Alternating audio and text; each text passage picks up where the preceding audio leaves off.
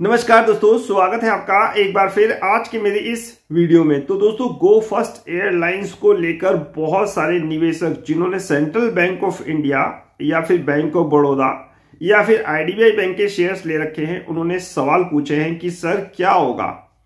तो आप जैसा कि मेरे अपडेट देख ही रहे हो, गो फर्स्ट एयरलाइंस आपको पता ही है कि साहब कुछ फाइनेंशियल डिफिकल्टीज की ओर बढ़ रही है, समय पर अपने लोन नहीं चुका पा रही।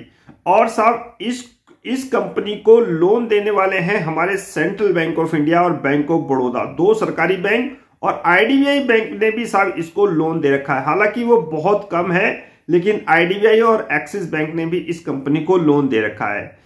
ज्यादा एक्सपोजर जो है वो सेंट्रल बैंक ऑफ इंडिया और डच बैंक का है। देखिए, सेंट्रल बैंक ऑफ इंडिया ने 1500 करोड़ के आसपास का इसको लोन दे रखा है और 1450 करोड़ का लोन दे रखा है साहब बैंक ऑफ बड़ौदा ने। डच बैंक ने भी मेरे ख्याल से 1350 करोड़ के आसपास का लोन दे रखा है, और एक्सिस ने 30 और मेरे ख्याल से आईडीबीआई बैंक ने 58 करोड़ का लोन दे रखा है। तो ओवरऑल 4-4.5 मेरे ख्याल से हजार करोड़ के आसपास का लोन इस कंपनी में साहब अब एनपीए बनता हुआ नजर आ रहा है। हालांकि अभी ये जल्दीबाजी होगा कहना कि समय पर लोन कंपनी चुका पा रही है या नहीं चुका पा रही, क्योंकि खबरें इस तरह की आ रही हैं कि कुछ ना कुछ कंपनी करने में लगी हुई है ताकि समय पर इन बैंकों का पैसा चुकाया जा सके। तो फिलहाल जो खबरें हैं उस खबरों के आधार पर तो मैं ये वीडियो आप लोगों के लिए बना रहा हूं, और जिस प्रकार आप लोगों ने मेरे से सवाल पूछे हैं, आप लोगों का सवाल क्या है? आप लोगों का ये सवाल है कि सर अब सेंट्रल बैंक ऑफ इंडिया या बैंक ऑफ बड़ौदा के शेयर्स को रखना चाहिए। देखो दोस्तों, ऑलरेडी हम बहुत पहले ही, मेरे ख्याल से कल परसों से ही मैं अपने प्रॉफिट का फॉर्मूला इन बैंकों में लगा रहा हूं और आपसे कह रहा हूं कि अभी आपको सिर्फ प्रॉफिट के शेयर्स के साथ इन बैंकों में बने रहना है। और रही बात इसकी गो फर्स्ट एयरलाइंस की, तो मैं आपको बताना चाहूंगा कि बैंकों ने प्रोविजनिंग कर रखी होगी। डेफिनेटली ऐसी कोई चिंता या घबराने वाली बात नहीं है। माहौल आप देख ही रहे होंगे कि कितना चुनौतीपूर्ण चल रहा है इस समय। वर्ल्ड इकोनॉमिक कंडीशन के हालात देखिए, बड़े बड़े बैंक साहब अमेरिका के दिक्कत परेशानी में हैं।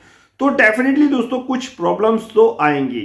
जिस प्रकार की इकोनॉमिक सुस्त पड़ी हुई है, जीडीपी को अभी कहा जा रहा है कि सुस्त होगी, तो डेफिनेटली इस तरह की प्रॉब्लम आएंगी। अब बैंक जिसको भी लोन दे रहा है वो ये साहब नहीं समझ पाता या नहीं जान पाएगा कि साहब जो कंपनी जिसको वो लोन दे रहा है वो आगे चल के बैंकक्रप्ट नहीं होगी या वो साहब बहुत ही उन्नति करेगी।